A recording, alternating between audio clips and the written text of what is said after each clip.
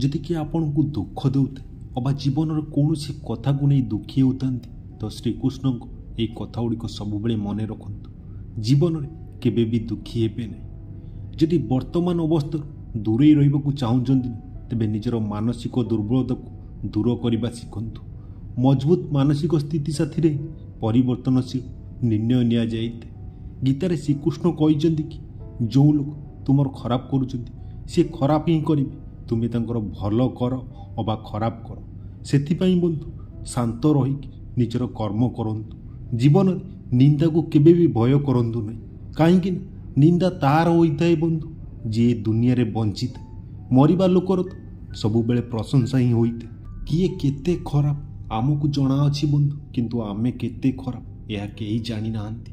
लोक एठी कहितांती कि केही कहार नुहे, आउ निजे निजको पचारिबा भूली जाइछुंती कि से निजे कहार।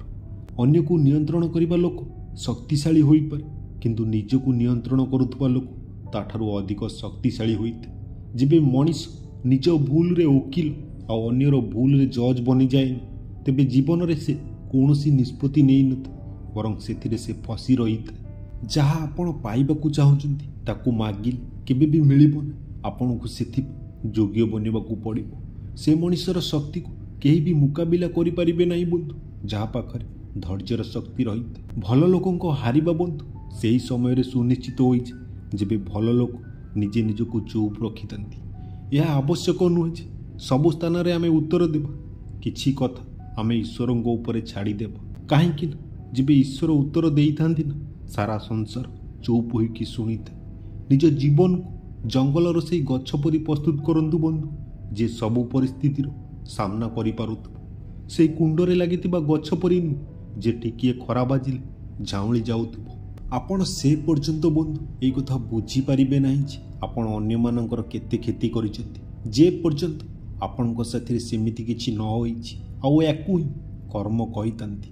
जेबे के हाथ आ सा दुईटी जाक छाड़ी देइथे तेबे प्रकृति काहाकू ना काहाकू आंगुली धरिबाकू पठाई देइथे। परिवर्तन ही प्रकृतिर नियम अटे। सेथिपाई बंधु जहाँ पछरे रहीगला ता पई कांदिबा अपेक्षा जहाँ आपणको पाखरे अछि ताकू नहीं खुशी हेबा शिखंतु। काहाकू काहा प्रति श्रद्धार आवश्यक नाही। आपण स्वयं जेमिति सेमिति ही ठीक अटंती। स्वयं को स्वीकार करिबा आउ जीवन मिलिबा या भाग्यर कथा। आउ मृत्यु आसीबा समयर कथा, किंतु मृत्यु परे भी लोकंको हृदय रे रहिबा या निज कर्मर कथा। षडयंत्र द्वारा सफलता हासिल करा जाइते, किंतु श्रेष्ठता नुहे।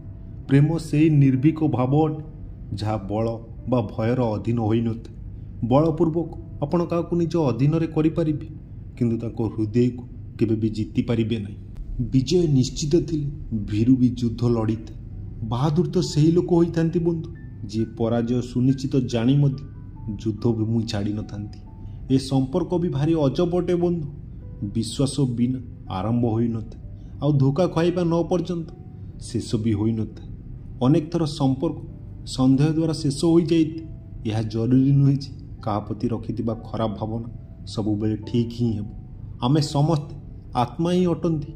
ए जीवन आत्मा मानक पई एक परीक्षा सदृश। निजे भितरे थिबा सबु भल रूप को बाहर करबा पई छोट आंगुली रे पूरा गोवर्धन पहाड़ को ऊपर को उठाई दिबा श्रीकृष्ण बंशी को दुई हाथ रे धरितांती। खाली एतिकी ही फरक। पराक्रम और प्रेम रे स्वीकार करिबार साहस और सुधारिबार प्रकृति थिले मनीष बहुत किछि शिखि पारिते।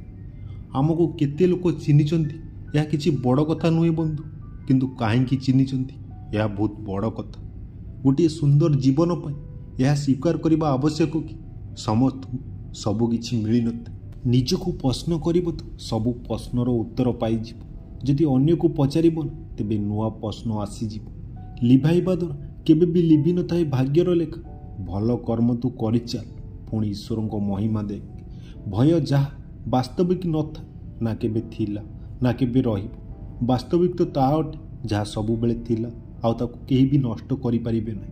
रावण कैलाश पर्वत को उठाई नहीं सी केवल शिवंको भक्ति कारण, किंतु अहंकार कारण अंगदर पाद भी उठाई पारि नथिला। सी देखी थाए सबु किछि, किंतु निष्पत्ति डेरी रे नहीं। तुमको तुम हक गोटे दिन निश्चय मिलिबो। लोभी को किछि उपहार देकी शक्तिशाली को हाथ जोड़िकी मूर्खଙ୍କୁ ଭଲ ପାଇବା ଦେଇକି ଆଉ ଜ୍ଞାନୀ ବ୍ୟକ୍ତିଙ୍କୁ ସତ୍ୟ କହିକି ସନ୍ତୁଷ୍ଟ କରାଯାଏ।